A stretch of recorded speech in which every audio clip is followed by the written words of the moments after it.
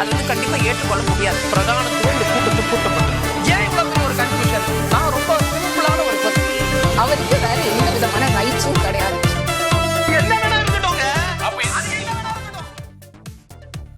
நேர்பட பேசு நிகழ்ச்சிக்கு உங்கள் அனைவரையும் அன்போடு வரவேற்கின்றேன். இன்றைய நிகழ்ச்சியில் நாம் விவாதிக்க இருக்கக்கூடிய தலைப்பு, மேற்கு மண்டலத்தை கோட்டை என சொல்லிக் கொள்ளும் அதிமுக எதுவும் செய்யவில்லை. மு.க. ஸ்டாலின் மேற்கு மண்டலத்தை குறிவைக்கும் முதல்வரின் வியூகம் பலன் கொடுக்குமா? இந்த தலைப்புல தான் நம்ம விவாதிக்க இருக்கிறோம். நாம் கருத்துரையாளர்களை உங்களுக்கு அறிமுகம் செய்து விடுகிறேன். வழக்கறிஞர் அக்னீஸ்வரன் அவர்கள் வணக்கம். திமுகவிலிருந்து மருத்துவர் சஃபியம் சுலைமான் அவர்கள் வணக்கம். பத்திரிகையாளர் பிரியன் அவர்கள் வணக்கம். பாஜகவிலிருந்து நாகராஜ் அவர்கள் வணக்கம். மூத்த பத்திரிகையாளர் ஷியாம் அவர்களும் இணைந்திருக்கிறார். வணக்கம் ஷியாம். பிரியன், உங்களிடமிருந்தே தொடங்குறேன். முதல்வரின் பேச்சு மற்றும் அவர் வைக்கிற குற்றச்சாட்டு, மேற்கு மண்டலத்தை கோட்டை என சொல்லிக் கொள்ளும் அதிமுக எதுவும் செய்யவில்லை அப்படின்னு ஒரு விமர்சனத்தை முன் வச்சிருக்கிறார். இந்த மேற்கு மண்டலம் தொடர்பான திமுகவோட வியூகம் என்னவா இருக்கும்னு கணிக்கிறீங்க? இல்லை, பொதுவாகவே மேற்கு மண்டலம் ஒரு அதிமுகவுக்கு சாதகமான ஒரு இடம்ன்றது ஒரு பொதுவான பேச்சாக இருந்தது. அதை கம்ப்ளீட்டாக அடித்து உடைச்சது 2019 பார்லிமெண்ட் எலெக்ஷன்ஸில் திமுக கூட்டணி ஸ்வீப் பண்ணாங்க. அடுத்து 2021 சட்டமன்ற எலெக்ஷன்ஸில் அது அப்படியே கொஞ்சம் மாறிடுது கம்ப்ளீட்டாக. இன்ஃபேக்ட் 66 சீட்டில் ஒரு 40-60% கொங்கு மண்டலத்தில் அந்த மேற்கு மாவட்டங்கள்லேருந்து தான் வந்திருக்கு ஏடிஎம்கேக்கு. அது நிச்சயமாக கொங்கு மண்டலத்தில் இன்னும் அதிமுக அல்லது பாஜக ரெண்டு பேர் இருக்கிற கூட்டணி ஒரு ஸ்ட்ராங்கான ஒரு கூட்டணி அப்படின்ற ஒரு இது எஸ்டாப்ளிஷ் ஆகிடுது அன்றைக்கி. ஆனால் அதுக்கப்புறம் நடந்த கார்பரேஷன் எலெக்ஷன்ஸில் இவங்க தனித்தனியாக நின்னால் கூட எதர் இவங்க அதிமுகவோ அல்லது பாஜகவோ ஒரு மாநகராட்சியை கூட கைப்பற்ற முடியல. மேற்கு மண்டலத்தில் ஒரு மாநகராட்சி கூட அவங்க கைப்பற்றலை. ஸோ அதனால் பார்க்கும்போது பஞ்சாயத்து தேர்தலெலாம் உங்களுக்கு லோக்கல் பாடி எலெக்ஷனில் தோல்வி தான் வந்தது ஆக்சுவலாக. ஸோ அதை இதெல்லாம் பார்க்கும்பொழுது இந்த வரப்போகிற எலெக்ஷன்ஸில் பாஜக அதிமுக பிரிஞ்சிருக்கு. மறுபடியும் எப்படி கார்பரேஷன் எலெக்ஷன்ஸில் லோக்கல் பாடியில் பிரிஞ்சிருந்தாங்களோ அந்த மாதிரி பிரிஞ்சிருக்கு.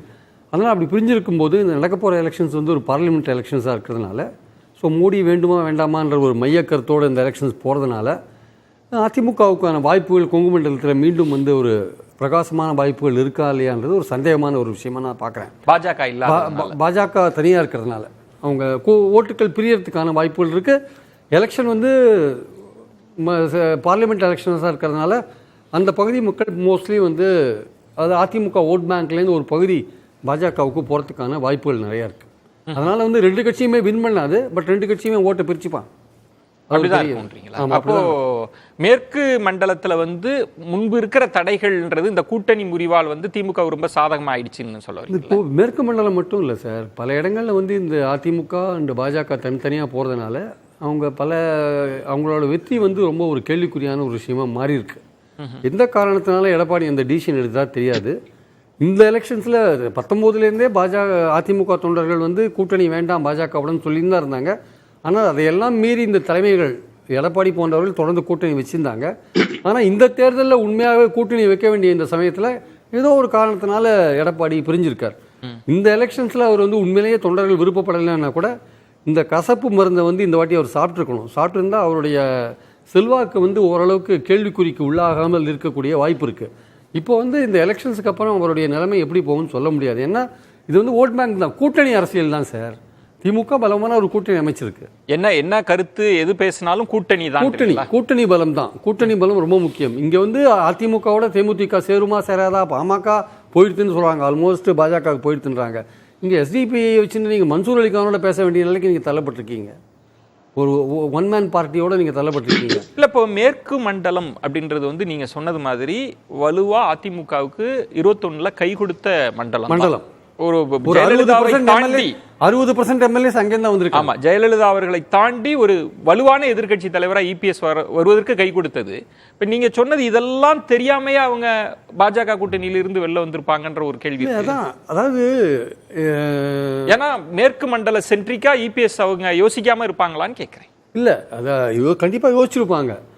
இந்த ரெண்டு பேர் பிரிவுக்கு பின்னாடி ஏதோ ஒரு முக்கியமான விஷயம் இருக்கு சார். ஆக்சுவலா அது நம்ம வெளிப்படையாக நம்ம மாதிரி ஆட்கள் சொல்கிற விஷயங்கள், அண்ணாமலை நீக்கணும், இல்லை என்னை சிஎம் கேண்டிடேட் அனௌன்ஸ் பண்ணணும், இந்த மாதிரி விஷயங்கள்லாம் இருக்கு இல்லையா. இல்லை அண்ணாவை பற்றி, எம்ஜிஆரை பற்றி, ஜெயலலிதாவை பற்றிலாம் மோசமாக பேசுகிறார் அண்ணாமலை, இந்த மாதிரி பல விஷயங்கள் இருந்தால் கூட வேற ஏதோ ஒரு ரீசன் இருக்கு. ஏன்னா இது 2 பேருக்குமே ஒரு தோல்வியா முடியிற ஒரு விஷயத்துல எதுக்காக இவங்க வந்து தனியா போறாங்கன்ற ஒரு விஷயம் இருக்குல்ல. நீங்க முன்முடி நீங்க ஒரு தோல்வி 2 பேருக்குமே தோல்வி அப்படின்னா இதுல பெருசா ஸ்ரத்தையெல்லாம் திமுக எடுக்க வேண்டியது இல்ல. அப்படி நான் சொல்ல வரல, ஸ்ரத்தையெல்லாம் எடுக்க வேண்டாம்னு சொல்ல வரல. அந்த கூட்டணி தான் இங்க ஒர்க் அவுட் ஆகுது. ஆக்சுவலா அந்த கூட்டணி பலம் தான் ஒர்க் அவுட் இன்டாக்டா இருக்கு.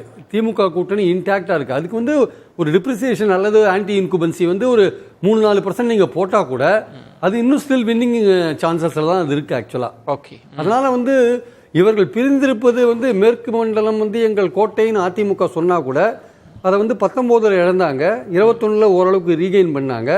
மாநகராட்சி எலெக்ஷன்ஸ்ல கோட்டை விட்டாங்க, பிரிஞ்சிருந்ததுனால கோட்டை விட்டாங்க, இப்பவும் பிரிஞ்சிருக்காங்க இல்லையா. இதனால இந்த வாட்டியும் வந்து அவங்க வந்து எங்களுடைய கோட்டையும் அவங்க சொல்ல முடியாது. அது பாஜகவுக்கும் கிளைம் பண்ண முடியாது. பாஜகவும் அது வெற்றி பெறத்துக்கான வாய்ப்புகள் இல்லை. ஏன்னா ஒரு ஒரு குறிப்பிட்ட கம்யூனிட்டியோட ஓட்டு கம்ப்ளீட்டா பிரியும், 2ஆ பிரியும். அந்த ஓட்டு பிரியும். அந்த கம்யூனிட்டி அல்லாதவர்கள் இருக்காங்கல்ல, அவர்கள் நேரடியாக திமுகவுக்கு பெரும்பான்மை சமூகம் அங்க இருக்கக்கூடிய அது பிரியும்.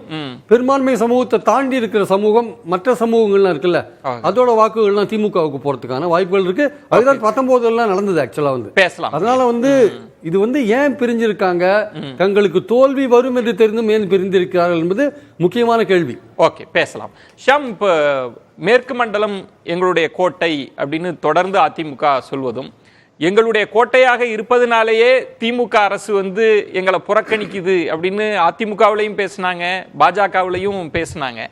ஆனா இப்போ என்ன வியூகம் வகுக்கிறார் அப்படின்ற இடத்தில் பிரியன் சொல்வது வந்து அவங்க பிரிஞ்சு இருப்பதனால திமுகவுக்கு ரொம்ப எளிதாக இருக்கும் அப்படின்ற பார்வை இருக்குல்ல, நீங்க எப்படி எடுக்கிறீங்க? ஏன்னா அண்ணாமலை சொல்றது மேற்கு மண்டலத்தில் எல்லா தொகுதிகளையும் கைப்பற்றுவோம். அவர் 2 இடத்த கான்பிடென்டா பேசுறது, ஒன்று தென் மாவட்டம், இன்னொன்று மேற்கு மாவட்டம், மேற்கு மண்டலம். எப்படி புரிஞ்சுக்கிறது இதெல்லாம்?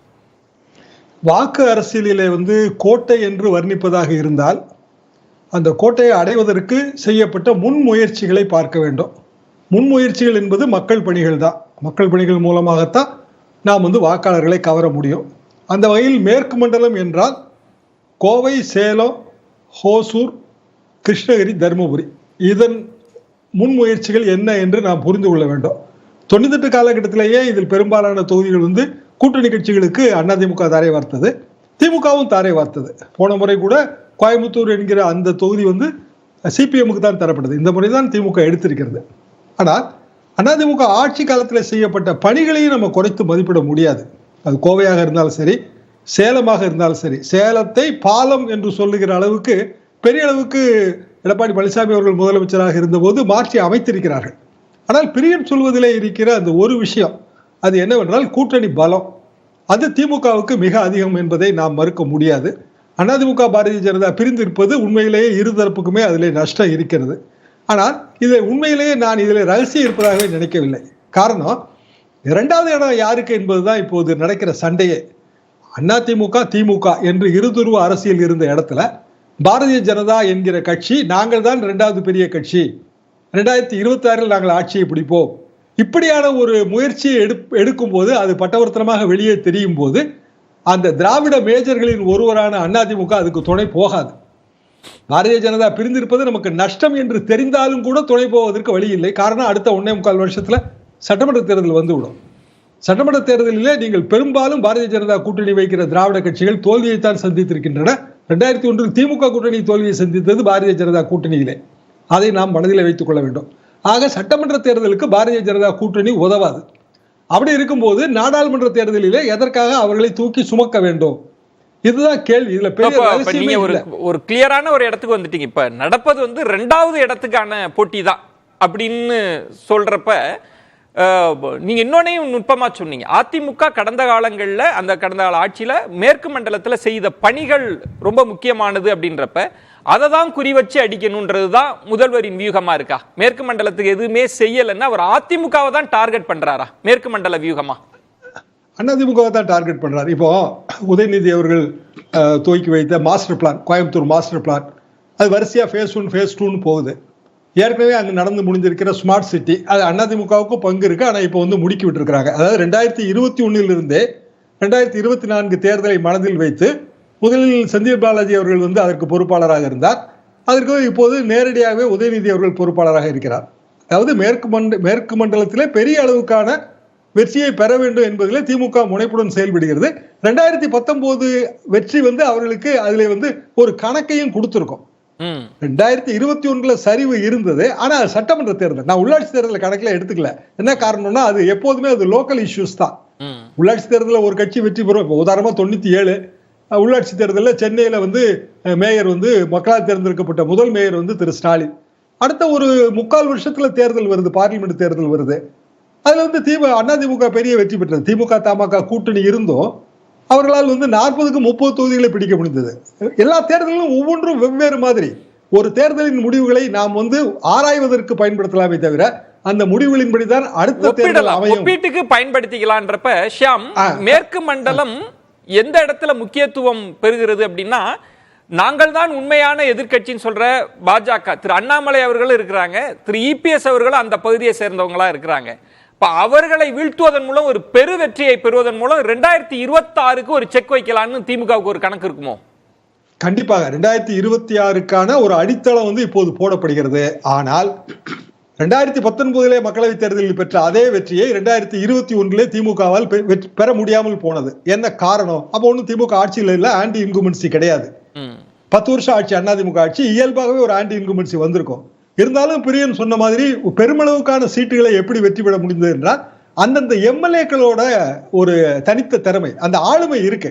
அது வேல்மணியா இருந்தாலும் சரி, தங்கமணியா இருந்தாலும் சரி, அந்த ஆளுமை இருக்கு. அப்போ திமுக வந்து அத்தகைய ஆளுமை மிக்கவர்களை வந்து அவர்கள் அடையாளம் காட்ட வேண்டும். ஆனால் இப்போது இருக்கிற எம்எல்ஏக்கள் என்பவர்கள் ஏற்கனவே பல முறைக்கு முன்பு இருந்தவர்கள் தான். எனவே அந்த புதியவர்களுக்கான வாய்ப்பு கொடுக்கும் போது அவர்கள் மிளிருவதற்கான ஒரு வாய்ப்பு 2024 தேர்தல். சொன்னதுனால ஷியாம் கேக்குறேன், இது அதிமுக பாஜக என்பதை தாண்டி இபிஎஸ் வெர்சஸ் அண்ணாமலை அப்படின்னு ஒன்று ஓடிட்டு இருக்கா? யார் மேற்கு மண்டலத்துல செல்வாக்க செலுத்த போகுது அப்படின்ற ஒரு இது இருக்கா, கணக்கு இருக்கா? அதுல விஜயன் சார், அண்ணாமலை அவர்களுக்கு ப்ரூவன் ஓட் ரெக்கார்டு எதுவும் கிடையாது. எல்லாமே கிளைம் தான். கிளைம் வந்து எப்படி வேணாலும் நம்ம வைக்கலாம், 10% வைக்கலாம், 50% வைக்கலாம், அதை பத்தி தவறு கிடையாது. ஆனா 2024 பிறகுதான் திரு அண்ணாமலை அவர்களுக்கு உண்மையில என்ன செல்வாக்குன்னு நமக்கு தெரியும். அண்ணாமலை அவர்கள் அவர் பெயர் எல்லா இடத்துலயும் தெரியுது, அதை நான் இல்லை என்று மறுப்பதில்லை. மன்சூர் அலிகான் பேரும் தெரியதானே செய்யும், சரத்குமார் பேரும் தெரியதானே செய்யும். அது மட்டுமே எப்படி ஓட்டு வாங்கி தந்துரும்? களம் என்ன? நீங்க எப்படி வந்து பூத் கமிட்டியை ஒருங்கிணைச்சிருக்கீங்க? 1200 பேருக்கு வந்து ஓட்டுக்கு நீங்க 60 பேர் போட்டிருக்கீங்களா? அவங்களுக்கு என்ன பயிற்சி கொடுத்துருக்கீங்க? அவங்க காலையில இருந்து இருக்கணும். அப்புறம் ஓட்டு எண்ணிக்கை முடியுது, நீங்க 30 நாள் ஆகுதுன்னு வச்சுங்க ஓட்டு எண்ணிக்கை முடிவதற்கு. அந்த 30 நாள் அவன் கண்குத்தி பாம்பா இருக்கணும். ஏன்னா அவன்கிட்ட தான் லாஸ்ட் ரெக்கார்டு இருக்கும், லாஸ்ட் ஓட்டிங் மிஷினோட ரெக்கார்டு இருக்கும். இதுக்கெல்லாம் வந்து ட்ரெயின்டு அப்படின்னா 2 கட்சி தான், ஒன்னு திமுக, இன்னொன்னு பேசலாம். நாகராஜ், இப்போ 2 மூத்த பத்திரிகையாளர்கள் கள நிலவரம் என்ன, அதுவும் இல்லாம முன்பு நடந்த தேர்தல் அதனுடைய முடிவுகள் எல்லாம் அலசி பார்க்கிற போது நீங்க எல்லா தொகுதிகளையும் வெற்றி பெறுவோம்ன்ற அந்த நம்பிக்கை எப்படி? முதல்ல நீங்க இபிஎஸ் அவர்கள் அதிமுக முதல்ல கடக்கணும், அடுத்துதான் திமுக பெரிய ஒரு கூட்டணி கட்டி இருக்காங்க, அவங்கள தொட முடியும்ல. இந்த தடையை முதல்ல எப்படி தாண்டி வர போறீங்க? இல்ல, பொதுவா இல்ல, கோவையை வந்து திமுக குறிவைக்கிறதுக்கு முக்கியமான காரணம்னு கேட்டீங்கன்னா, ஆரம்பத்திலிருந்தே கோவை, அதே மாதிரி கொங்கு மண்டலம் அல்லது மேற்கு மண்டலம், இந்த மக்களுக்கு திமுகவோடு சற்று எப்பொழுதும் கொஞ்சம் தள்ளித்தான் இருப்பாங்க. ஏன்னா ஆரம்ப காலம் முதலே நீங்க பல்வேறு கலவரங்கள், வன்முறைகள், கோவை குண்டுவெடிப்பு உட்பட எப்ப நடந்ததுன்னா திமுக ஆட்சியில் நடந்ததுதான். அதனால வந்து எப்பவுமே பிறகுதானே 2019 இல்ல 2019க்கு பிறகு எதுவும் குண்டு வெடிப்புங்களா? இல்ல, இப்போ ஒரு கோட்டை ஈஸ்வரர் கோயில் மிகப்பெரிய மனித வெடிகுண்டு வெடிக்கப்பட்டு அது பிடிக்கப்பட்டு மனித வெடிகுண்டு இல்ல, நான் சொல்றேன், நான் என்ன காரணம் சொல்றேன், நீங்க பேச விடுங்க. ஏன்னா அதனால எப்பெல்லாம் திமுக வருகிறதோ அப்பெல்லாம் இந்த பகுதி மக்கள் அமைதியை விரும்புவர்கள், மிகமா நாகரிக போக்கை கடைபிடிப்பவர்கள். பாயிண்ட்க்கு வந்துடலாம் நாகராஜ். நீங்க தொடர்ந்து வைக்கிற விமர்சனம் தான். என் பாயிண்ட் என்னன்னா, ஏடிஎம்கே அங்க வலுவா இருக்கு, நிரூபிச்சிருக்காங்க தான் ஷியாம் அவர்கள் சொன்னாங்கல்ல, அதை நீங்க முதல்ல தாண்டணும்ல, அந்த அணியை தாண்டணும்ல, அதை எப்படி தாண்ட போறீங்கன்னு கேக்குறாங்க. அதான் சொல்றேங்க, நீங்க 2 விஷயம் நீங்க கவனிக்கணும். மேற்கு மண்டலத்தை பொறுத்த வரைக்கும் கல்வி படிப்பறிவில் அதிகமானவர்கள், தொழில மிகப்பெரிய வளர்ச்சி பெற்றவர்கள், பல தொழில் புரியவர்கள், விவசாயம் இருந்தாலும் கூட வேறு தொழிற்சாலை இருக்கும். நாகராஜ் சார் என்ன நினைக்கிறாருன்னா, குறுக்கீடுக்கு மன்னிக்கவும் நாகராஜ், நான் அந்த தடைய அதிமுகன்ற தடைய தாண்டாம சைடுல போயிடலாம்னு நினைக்கிறீங்க, ஏதாவது ஒரு ஓட்ட வழியா? நான் சொல்றேன், அந்த தடைய தான் சொல்றேன். நானு தடை இல்லைங்கிறது எப்படி சொல்ல வரேன்னு சொல்றேன். வாய்ப்பு கொடுங்க, 2 நிமிஷம் கொடுங்க. அதாவது இங்க இருக்கிற மக்கள் அவ்வளவு சீக்கிரம் நீங்க ஏமாற்றி விட முடியாதுன்னு சொல்ல வரேன் நான். அந்த மக்கள் அறிவுபூர்வமாக சிந்திப்பவர்கள். இந்த வருகின்ற தேர்தல் பாத்தீங்கன்னா பிரதமருக்கான தேர்தல், உள்ளாட்சி தேர்தல் அல்ல, அல்லது சட்டமன்ற தேர்தல் இல்ல, முதல்வருக்கான தேர்தல் இல்ல, இது பிரதமருக்கான தேர்தல். பிரதமருக்கான தேர்தல் அப்படிங்கிறப்ப நிச்சயமாக மக்கள் யாரை வெற்றி பெற செய்ய வேண்டும் என்று யோசிக்கின்ற அளவுக்கு அறிவு படைத்தவர்கள் தான் மேற்கு மண்டல பகுதியை சார்ந்தவர்கள். அது மட்டும் இல்லைங்க, இப்பொழுது திமுக இதுல ஒன்றே நம்ம மேற்கு மண்டலம்ன்றத எடுத்து பேசுறதுனாலே அதை மட்டும் ரொமான்டிசைஸ் பண்ணிடக்கூடாது. மற்ற பகுதி மக்கள் அப்புறம் கோச்சுப்பாங்க. நாகராஜ், நீங்க போட்டி போடுறீங்க, ரொம்ப ரொமான்டிசைஸ் பண்ணிடுறாங்க. தேர்தல் கணக்கா பேசுவோம். கோட்டை இல்ல, மேற்கு மண்டலம் அதிமுகவின் கோட்டைன்னு சொன்னதுக்கான திருப்பி பதில் சொல்லிட்டு இருக்கேன். அடுத்த மண்டலத்துக்கு தனியா போய்க்கலாம். முதல் மேற்கு மண்டலத்துல முடிச்சிடுறேன். மேற்கு மண்டலத்தை பொறுத்த வரைக்கும் இங்க இருக்கிற மக்கள் தெளிவான சிந்தனை உள்ளவர்கள். இந்த முறை எங்களுடைய பாரத பிரதமர் அவர்களை பொறுத்த வரைக்கும் அவர் தான் பிரதமர் என்பது மிக தெளிவாக தெரிந்து விட்டது. இன்னொன்னு அவங்க யோசிப்பாங்க, ஓட்டு போடுறப்ப நம்ம ஓட்டு போடுற ஓட்டு பயனுள்ளதாக இருக்கிறதா ஒன்று. இன்னொன்னு, இதற்கு முன்னாடி தமிழகம் முழுவதுக்குமே பொருந்தும் இந்த ஆர்குமெண்ட். பிரதமர் வேட்பாளர் முன்னிறுத்துறது தமிழகம் முழுமைக்குமே. நான் சொல்வது நாகராஜ் அவர்களே, இபிஎஸ் என்கிற ஒரு வலுவான தலைவர், அந்த பகுதியை சார்ந்தவர். அவர் பொதுவாக எல்லாரும் தலைவர்னு தமிழகம் முழுவதும் அதிமுகவினரால் ஏற்றுக்கொள்ளப்பட்டாலும் அந்த பகுதியை சார்ந்தவர் இருக்கிறார்ல, அதிமுகவுக்குன்னு ஒரு வாக்கு வங்கி இருக்குல்ல, அதெல்லாம் திடீர்னு காணாம போயிடுமா என்ன? எம்ஜிஆர்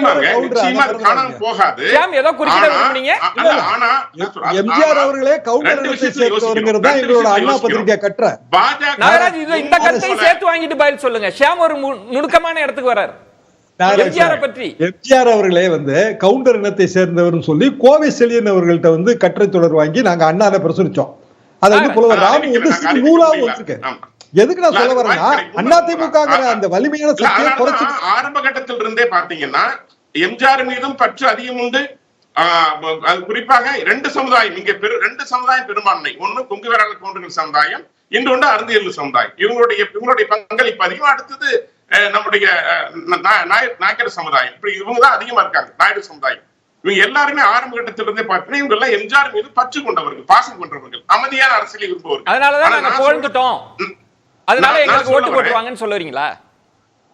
நான் சொல்ல வரேன், இவங்க எல்லாருமே எம்ஜிஆர் மீது பற்று கொண்டவர்கள். அதுல மாற்று கருத்து இல்ல.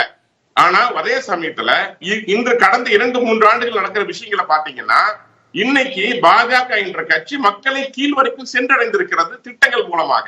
இன்னொரு விஷயம், திமுக என்கின்ற கட்சி இன்றைக்கு மக்கள் திருப்திகரமாக இல்லை என்பது உண்மை. குறிப்பா கோயம்புத்தூர். இது இவ்வளவு நேரம் கொடுத்திருக்கிறேன். நாகராஜ் அவர்கள் எவ்வளவு அனுபவம் வாய்ந்த அரசியல்வாதி அப்படின்னா, அவர் அதிமுகன்ற இடத்துக்கு வராமே பேசிட்டு இருக்கிறார். நான் கேட்கிறேன், நீங்க கேட்க வர்ற கொஸ்டின் இல்ல, நீங்க கேட்க வர்ற கொஸ்டின் இபிஎஸ் என்கிறவர் ஒரு இந்த சமுதாயத்தை சார்ந்தவர் இல்ல. அது கூட இல்ல, நான் அப்படி சுருக்க விரும்பல. நான் யாரையுமே அப்படி சுருக்க விரும்பல திரு நாகராஜ். நான் கேட்பது 35 விழுக்காடு 40 விழுக்காடு வச்சிருக்கிற அதிமுகவின் வாக்கு வங்கி இருக்குல்ல, முதல்ல நீங்க அதை கடக்கணும்ல, அதை எப்படி கடக்க போறீங்கன்னு கேக்குறேன் நான். அதான் சொல்றேங்க, இந்த தேர்தல் அதிமுகவுக்கான தேர்தல் அல்லங்கிற நானு. இந்த தேர்தல் பிரதமருக்கான தேர்தல். பாரம்பரியமா ஓட்டு போட்டவங்க இல்ல. சரி, இந்த தேர்தல் அதிமுகவுக்கான தேர்தல் இல்ல, அதனால நம்ம தாமரைக்கு ஓட்டு போடுவோம்னு முடிவு எடுத்துருவாங்களா? அப்படி ஒரு அதிமுக தொண்டர்கள் இருப்பாங்களான்னு கேக்குறேன். அதான் சொல்றாங்க, இந்த சமயங்கள்ல எங்களுடைய பயனாளிகள் 4 கோடி பேர் நாங்க சென்று அடைந்திருக்கிறோங்க. நீங்க அந்த காலம் மாதிரி பிஜேபி ஃபீல்ட்ல இல்லாம இல்ல, இப்ப ஃபீல்ட்ல இருக்கிறோம். நாங்க போய் எங்க பாரத பிரதமர் அவர்கள் வந்தாரு, எம்ஜிஆர் அவர்களை புகழ்ந்து பேசினாரு. ஏன் பேசினாரு? எம்ஜிஆர் அவர்கள் செய்த பணிகள் அவ்வளவு பாராட்டினார்கள். நீங்க பாத்துட்டான், ஒரு சினிமாவில் கூட எம்ஜிஆர் அவர்கள் சிகரெட் பிடிக்க மாட்டாரு, சாராயம் குடிக்க மாட்டாரு. அந்த அளவுக்கு மக்கள் மனதில் இடம்பெற்ற தலைவரை இதுவரைக்கும் எம்ஜிஆர் புகழ்ந்து எம்ஜிஆர் தலைவர்கள் பேசி பார்த்திருக்கேன். முதன்முறையா ஒரு எதிர்முகாமில் இருந்து பாராட்டுறீங்க. சிகரெட்டும் மதுவும் குடிக்காம அவர் பொதுவான தலைவர். திமுக பாராட்டுறாங்க, அண்ணாதுரை பிரியனு உங்கள்கிட்ட ஆர்வமா விரும்புகிறார் நாகராஜ். எம்ஜிஆர் ஏடிஎம்கே பாராட்டுறாங்க. நீங்க எம்ஜிஆர் பாராட்டுங்க, போடுங்க. Hello Nagaraj sir, Nagaraj sir, நீங்க எம்ஜிஆர் நல்லா பாராட்டுங்க, உங்க பிரதமர் பாராட்டட்டும், எல்லாம் வரவேற்கத்தக்கதான். ஆனா ஒரு விஷயம் நான் பல இடங்களில் சொல்லியிருக்கேன், உங்களுக்கு மறுபடியும் சொல்றேன். எம்ஜிஆர் உங்களை பத்தி என்ன கருத்து விஷயம் சொல்லட்டா?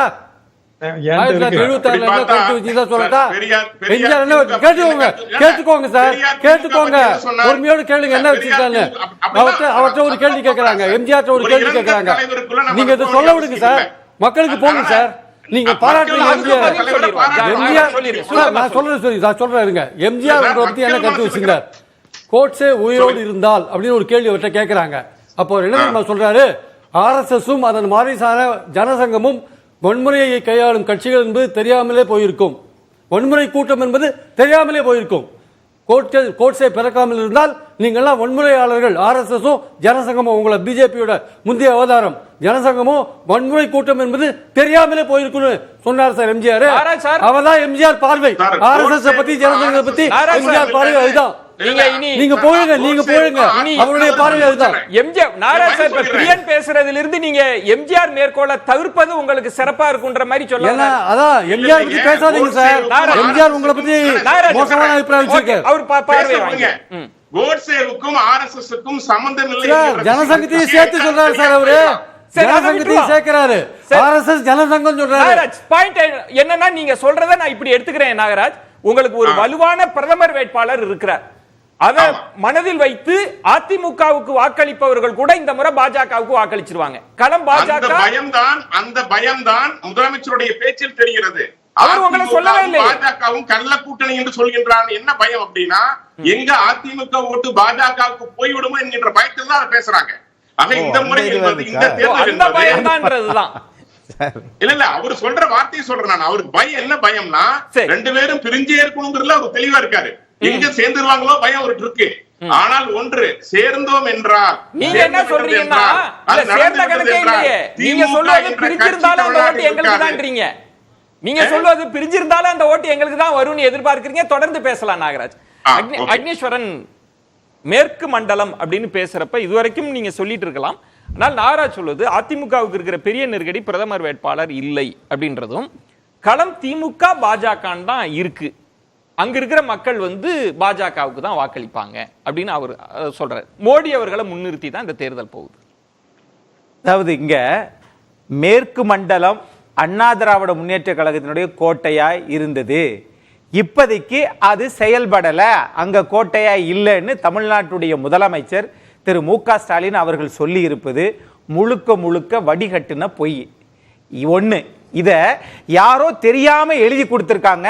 என்னிடம் ஏராளமான ஆதாரம் இருக்கு, அதை நானும் முழுசா சொல்லி ஆகணும். அத்திக்கடவு அவிநாசி திட்டம் 1652 கோடி ஏறத்தாழ 70 வருஷமா நிலுவையில் இருந்தத மாண்புமிகு முதலமைச்சர் எடப்பாடி பழனிசாமியும் முன்னாள் அமைச்சர் சுகுணாபுரம் பழனிசாமி வேலுமணி அவர்களும் இவர்கள் 2 பேருடைய அதிதீவிர திட்டத்தை நடைமுறைப்படுத்தி காட்டுது. 95 விழுக்காடு முடிச்சது. இன்றைக்கு முன்னாள் முதலமைச்சரும் இன்றைய மாண்புமிகு எதிர்க்கட்சி தலைவரும் எடப்பாடி பழனிசாமி எல்லாரும் பேசும்போது நீங்க பேசும்போது நான் குறுக்கிட மாட்டேன். நான் பேசும்போது நீங்க குறுக்கிடாதீங்க. சொன்னா எப்படி இது பிஜேபி பேச மாதிரி இருக்கு? இல்ல ஒரு பாயிண்ட் என்னன்னா, நீங்க பிஜேபிக்கு ஆதரவா பேசுறீங்களா? இப்போ 70 வருஷம் நீங்க பிஜேபிக்கு ஆதரவா பேசுறீங்களா? எப்படி சொல்ல முடியும்? நான் திட்டத்துக்குள்ள வேண்டாம் அக்னீஸ்வரன், ஒரே பாயிண்ட். இல்ல இல்ல 30 வருஷத்துக்கு பின்னாடி கோயம்புத்தூர் எப்படி இருக்குமோ அது அளவுக்கு செஞ்சு முடிச்ச அதிமுக அரசு. ஷியாம் அவர்கள் கோடிட்டு காண்பித்தார். உங்க கருத்துக்கு வலு சேர்க்கிற மாதிரி அதிமுக ஆட்சி காலத்திலும் சேலம்னாலே பாலம்ன்ற அளவுக்கு நடந்து. நான் என் கேள்வி என்னன்னா, இப்ப நீங்க எதுக்கு ஆர்வமா இருக்கிறீங்கன்னா திமுகவுக்கு பதில் சொல்றதுக்கு தான். இடையில் நாகராஜ் சொன்னதுக்கெல்லாம் பதில் சொல்ல மாட்டீங்களா? அது தமிழ்நாட்டுல எதிர்க்கட்சியும் இல்ல ஆளுங்கட்சியும் இல்ல. அப்ப நீங்க அதுக்கு ஏன் பதில் சொல்லுவாங்க? உங்க ஓட்டெல்லாம் அங்க வரப்போகுது. இப்ப நீங்க அப்படி சொல்லாதீங்க சார். தமிழ்நாட்டுடைய முதலமைச்சர் திரு மு.க. ஸ்டாலின் அதிமுகவினுடைய கோட்டையாக இப்பொழுது இல்லைன்னு தான் சொல்லியிருக்காரே ஒழிய பாரதிய ஜனதா கோட்டையாக நாளை மாறும் முன்னாடி இருந்துச்சு அதனால சொன்னேன்னு சொல்லல. தலைப்பே அதுதான். சரி, இப்ப அண்ணாமலை அவர்கள் 6 தொகுதி நாங்க தான் ஜெயிப்போன்றாரு மேற்கு மண்டலத்துல. வென்றதுக்கு பிறகு அப்புறம் விவாதம் வைப்பமே. ஆனா இன்னைக்கு இதை செய்தோம், அதனால் இது நடந்துச்சு. அங்க உள்ள மாவட்ட ஆட்சித்தலைவர் அலுவலகம் இருக்கட்டும், எஸ்பி ஆபீஸா இருக்கட்டும், அது மட்டும் இல்ல சார், நீங்க சிறுவாணி ஆத்து தண்ணி உங்க இந்திய கூட்டணி தானே மார்க்சிஸ்ட் கம்யூனிஸ்ட் கட்சி ஒரு சொட்டு தண்ணீரை தரமாட்டோம்ன்றாங்க. என்ன பேசிட்டீங்க? அப்ப நீங்க கொண்டு வந்துட்டீங்களா? மூன்றாவது கூட்டு குடிநீர் திட்டம். எனக்கு ஒண்ணு புரியல. அது மாதிரி நிறைய திட்டங்கள் போடலாம். அதிமுக செஞ்சது இல்ல, நான் அதுக்குள்ளே வரல. ஏன்னா உங்களுக்கான அந்த வாய்ப்பும் இருக்கு. ஷியாமும் நான் சொல்வது நாகராஜ் அவர்கள்ட்ட நான் கேட்கிறேன், அதிமுகன்ற தடையை எப்படி தாண்ட போறீங்கன்னா கடைசி வரைக்கும் அவர் அதுக்கு வரல. நான் உங்களிடம் என்னங்க பாஜக சொல்றாங்க அதிமுக வாக்கு வங்கி எங்களுக்கு தான் வரும்னா அதையும் நீங்க பேசலன்னா நீங்க பாஜக பத்தி நீங்களும் பேச தயாரா? அது கிடையவே அதத்தான் கிடையாது. அதாவது நாங்க 6 சட்டமன்ற நாடாளுமன்றத்தில் நாங்க தான் இது பண்ணுவோம். கடைசியா நடந்த சிஎம் வந்து கள்ள கூட்டணின்னு சொல்றாங்க. அது தப்பு. இந்த ஒப்பீடு அவர்களுக்கு உண்டான பயம். பயமா? ஆமா. என்ன பயம்? என்ன பயம்னு நாகராஜ் சொல்றாருன்னா அதிமுக ஓட்டெல்லாம் பாஜகவுக்கு போயிடும்னு முதல்வர் பயப்படுகிறார். அதான் சரியா? அந்த பயமா? அது கற்பனை, அது மாய கற்பனை.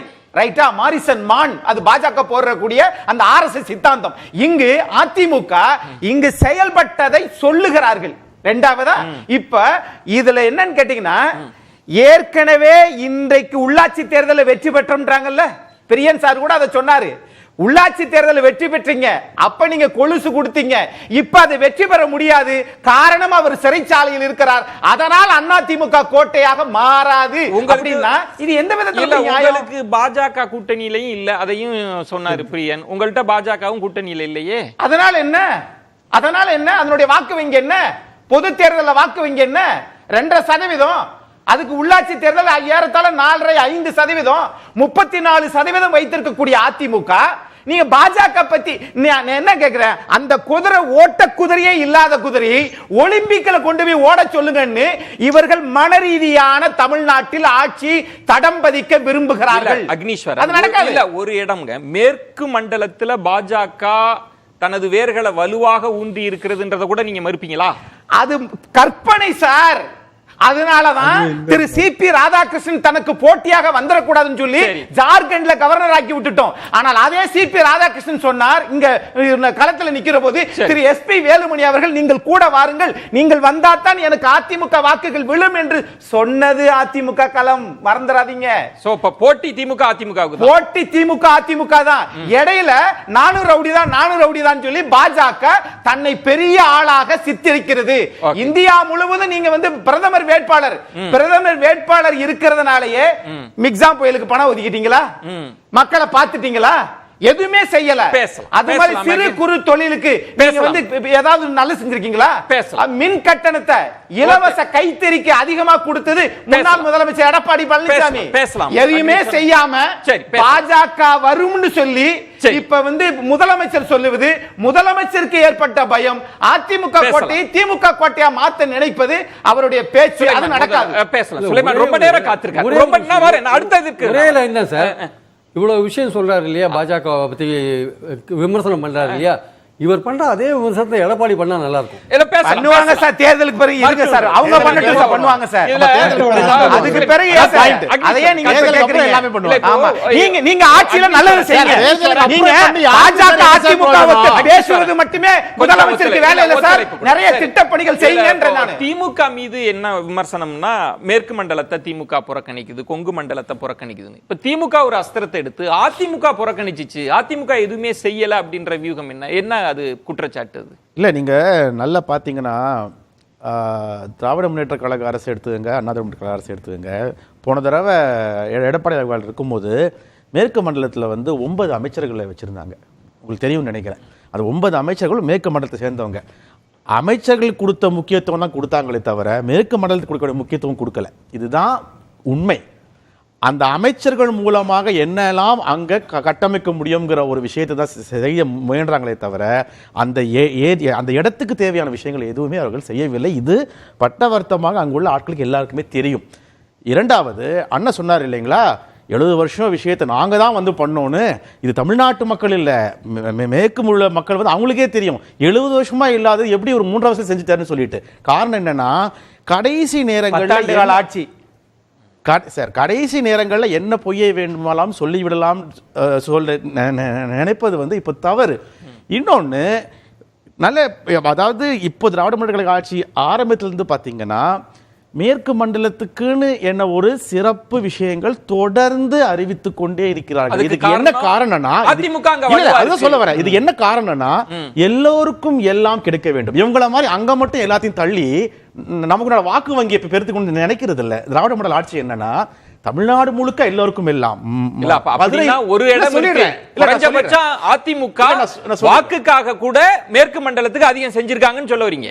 அதான் நான் சொல்றேன் இல்லையா, 9 அமைச்சர்களை கொண்டு அங்க நியமிக்கும் போதே நமக்கு தெரியவில்லையா அதுல என்ன சூட்சம்னு சொல்லிட்டு. இன்னொன்னு, திராவிட மாடல் ஆட்சி பாத்தீங்கன்னா எல்லோருக்கும் எல்லாம் சொல்லும் போது ஐடி காரிடர் வருதா, மதுரைக்கு ஒண்ணு கோயம்புத்தூருக்கு ஒண்ணு, நூலகம் வருகிறதா, மதுரையில போலயே கோயம்புத்தூருக்கு ஒரு நூலகம். அதே மாதிரி இன்னைக்கு பார்த்திருப்பீங்க சிஎம் சொல்றது சுமார் 1274 கோடி ரூபாய்க்கு உள்ள 32 to 33 அறிவிப்புகள். திட்டங்களை எல்லாம் நான் தாண்டி இல்ல நான் சொல்றேன், இல்ல நீங்க திட்டங்கள்லாம் நம்ம பட்டியலிடலாம். ஆனா நான் என்னுடைய கேள்வி, நீங்க அதிமுக ஒண்ணும் செய்யலன்ற ஒரு விமர்சனம், அதிமுக பாஜக கூட்டணி கள்ள கூட்டணின்ற ஒரு விமர்சனம், அததான் அக்னீஸ்வரன் கேட்டார். எங்களை கண்டு பயம்ன்ற அடிப்படையில தான் திமுக தொடர்ந்து இதை செஞ்சுட்டே சொல்லிக்கிட்டே இருப்பாங்க. இப்ப உதாரணமா இப்ப தொடர்ந்து இவங்க ஜெயிச்சுக்கிட்டே இருக்கணும்ல. சுலைமான் சொல்லுங்க. அப்ப நாங்க ஜெயிச்சிட்டே இருக்கலாம், அதான் உங்களுக்கு நல்லதுன்னு நினைக்கிறேன். ஆமா, ஜெயில்ல ஒருத்தர் வச்சிருக்கீங்கல, ஜெயில்ல ஒருத்தர் வச்சிருக்கீங்கல, அதனால உங்களுக்கு இந்த பயம். உங்க கூட்டணி கார்டு கேட்கலாம், ஏன் சார்ஜ் ஷீட் போடலன்னு. சரி, என்ன விஷயம்னா சுலைமான், இப்போ மேற்கு மண்டல அரசியல்னு பேசுறப்ப திரு அண்ணாமலை, திரு எடப்பாடி பழனிசாமி அவர்கள் எல்லாமே அந்த பகுதியை சேர்ந்தவர்கள் அப்படின்றப்ப அது ஒரு கூடுதல் நெருக்கடியா திமுகவுக்கு இருக்காதா? நிச்சயமா கிடையாது. நீங்க ஸ்டாட்டிஸ்டிக்ஸ் பாத்தீங்கன்னா நமக்கே தெரியும். எல் முருகன் அவர்கள் தோற்று போனார், அண்ணாமலை அவர்கள் தோற்று போனார். அவர்களுடைய தோற்று போன இடம் தான் அது. திரு செந்தில் பாலாஜி இப்ப இல்ல, அது உங்களுக்கு நெருக்கடி இல்லை? செந்தில் பாலாஜி களத்துல இல்ல, அண்ணன் செந்தில் பாலாஜி களத்தில் இல்லை என்பதை விட மக்களுக்கு சென்றடைந்த நலத்திட்டங்கள் களத்தில் இன்னமும் இருக்கிறது, இன்னமும் இருக்கும். இன்னொரு முக்கியமான விஷயம் என்னன்னா, இவங்க பாஜகவுடைய 2 எம்எல்ஏ கூட்டு போனாங்க பாத்தீங்களா, அங்க இருந்து அவங்க கூட்டு போனது கூட ஏடிஎம்கேயோட அலையன்ஸ் தானே. That was not core BJP oats இல்லையா, ஏடிஎம்கே அலையன்ஸ். இப்போ என்ன பிரச்சனைனா, ஏடிஎம்கேக்கும் சரி பிஜேபிக்கும் சரி அவங்களுக்கு இருக்கக்கூடிய ஒரே ஒரு அச்சம் என்னன்னா, எப்படியும் தோற்று போவோம், இதுக்கு சேர்ந்து இருந்து திரும்பவும் ஒரு அடி வாங்கி நம்மளால் சேர்ந்து நின்றும் இவ்வளவுதான் வாக்கு வாங்க முடிஞ்சான்னு சொல்லிட்டு ஏன் அந்த அவமானத்துடன் தோக்க வேண்டும்? நீங்க பாஜக எதிர்ப்பு வாக்குகள் சிதறுவது பாஜகவுக்கு நன்மை பயக்காதாங்க? மேற்கு மண்டலத்துல பாஜகவின் பலத்தை எப்படி மதிப்பிடுறீங்க? முதல்ல திமுக எப்படி பாக்குது? மேற்கு மண்டலத்துல பாஜகவுக்கு பலம் இருக்குங்கிறதே ஒரு சந்தேகம் தானே நமக்கு. ஏன்னா நான் நல்லா பாருங்களேன், ஹிஸ்டரி வைஸ் பார்த்தீங்கன்னா, இப்போ சார் கூட திடீர்னு பேசும்போது சொன்னார் பார்த்தீங்களா, மனித வெடிகுண்டு வந்துச்சுன்னு. இந்த மாதிரி தான் குழப்புறாங்க. ஸோ மக்கள் இப்போ தெளிவாக இருக்காங்க. இப்போ இவங்க குழப்பக்கூடியது தேர்தல் நேரத்தில் மனித வெடிகுண்டு வந்துருச்சும்பாங்க, அங்கே போட்டாங்க. என்ன பிரதர், கோட்டை ஈஸ்வரர் கோயில் வெடிச்சது மனித குண்டு தான். அது மட்டும் வெடிச்சிருந்தா எவ்வளவு பெரிய பாதிப்பு ஏற்படுத்திருக்கும் சார். நீங்க வெடிச்சிருந்தா நீங்க சொல்லல, வெடிச்சதுன்னு சொன்னீங்க. நீங்க உங்களுடைய வார்த்தைகள் நீங்க நேரத்துக்கு ஏற்ற மாதிரி மாத்திக்கிறீங்க. நான் என்ன சொல்ல வரேன்னா, தேர்தல் வந்த உடனேயே இந்த மாதிரி வாசகங்களை கொண்டு வருவது வழக்கம்னு சொல்றேன். அதனாலதான் மேற்கு மண்டலம் உள்ள மக்கள், அதுவும் கோவை மக்கள் இப்ப ரொம்ப தெளிவா இருக்காங்கன்னு சொல்றேன்.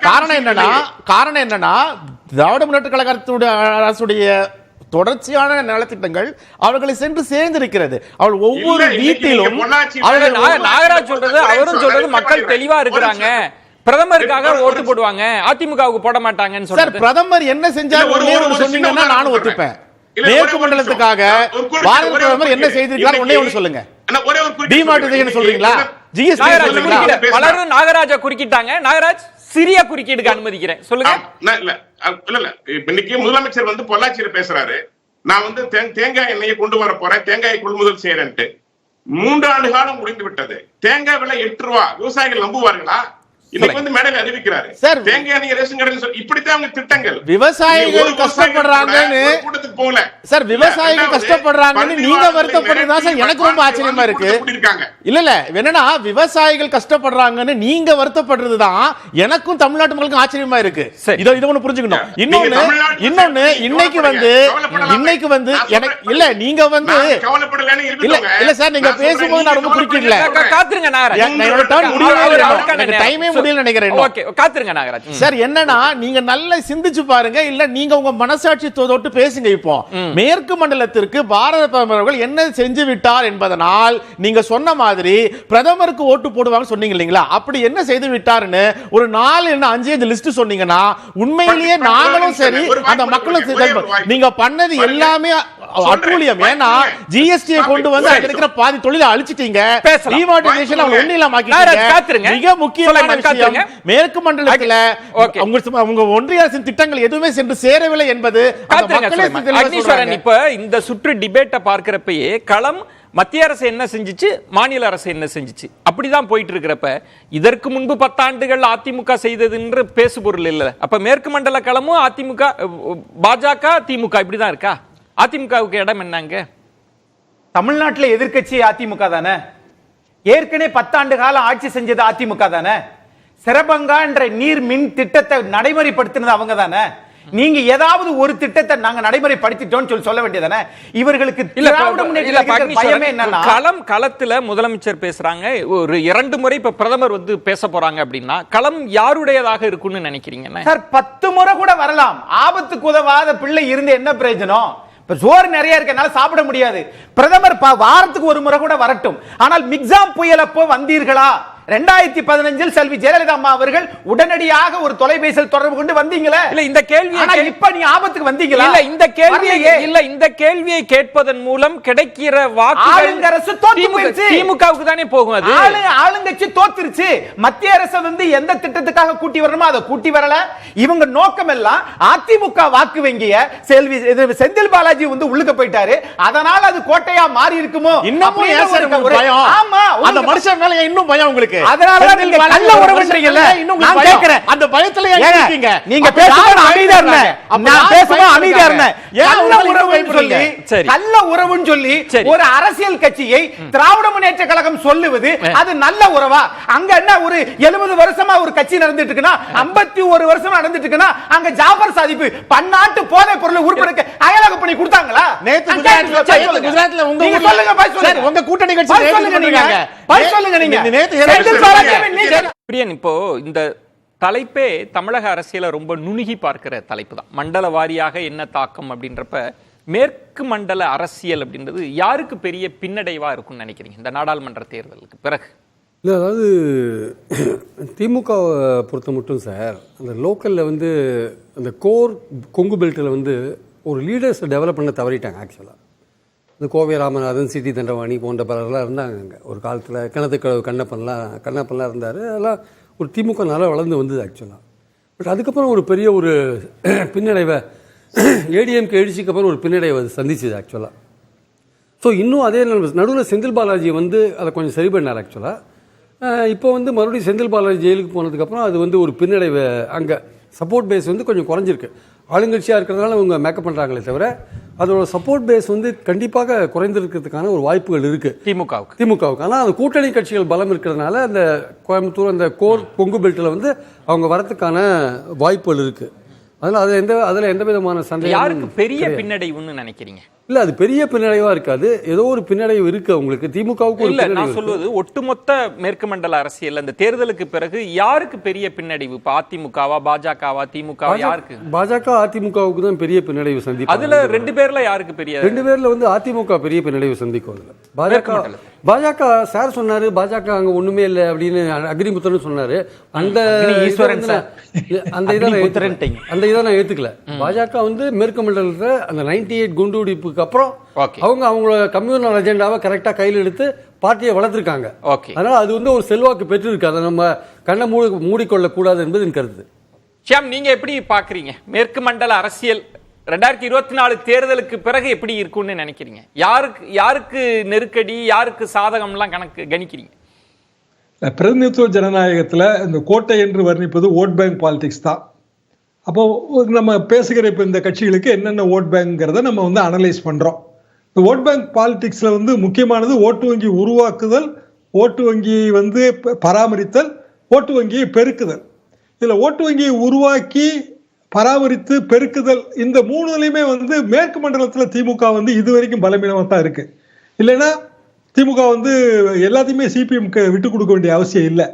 2019 பெரிய வெற்றி அடைஞ்சாங்க, அதே வெற்றி 2024 அடைவாங்க. ஆனால் நிஜ வெற்றிங்கிறது சட்டமன்ற தேர்தலில் தான் நம்ம பார்க்க முடியும்.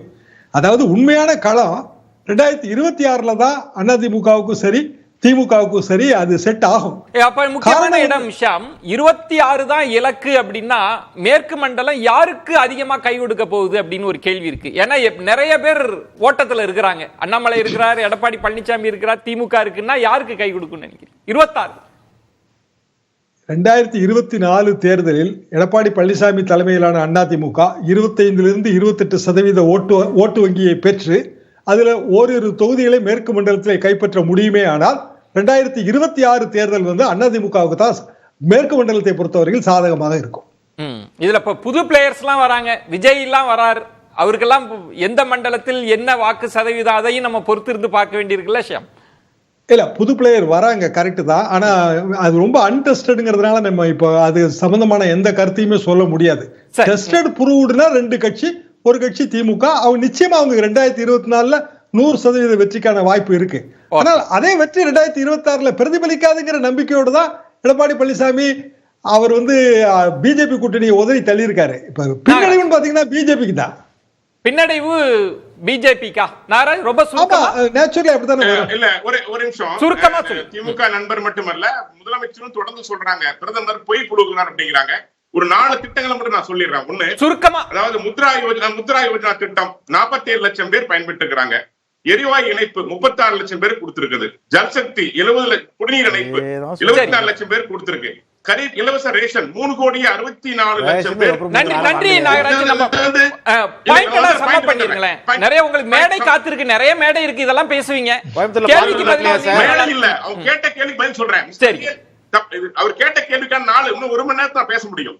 அதாவது திமுக என்ன நினைக்கிறாங்க, பண அரசியல் மூலமாக இந்த பகுதியை குறிப்பா தமிழகம் மட்டுமல்ல இந்த மேற்கு மண்டலத்தில் வெற்றி பெறலாம் நினைக்கிறாங்க. அதற்கான வாய்ப்பு மிக மிக குறைவு. ஏன்னா இன்னைக்கு மக்கள் பல வகையில கடுமையாக பாதிக்கப்பட்டிருக்கார்கள். அதுக்கு உதாரணம் நீங்க செந்தில் பாலாஜி வந்ததுக்கு அப்புறம் அந்த பண அரசியல் வேலை நடைபெற்றது. ஆனால் இனியும் மக்கள் ஏமாற தயாராக இல்லை. பிகாஸ் கடுமையாக.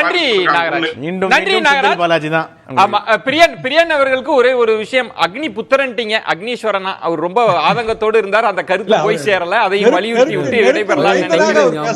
நன்றி சிறப்பு விருந்தினர்களுக்கு நெஞ்சம் நிறைந்த நன்றி ஷியாம். அது கண்டிப்பா ஏற்றுக்கொள்ள முடியாது. பிரதான கூட்டப்பட்டு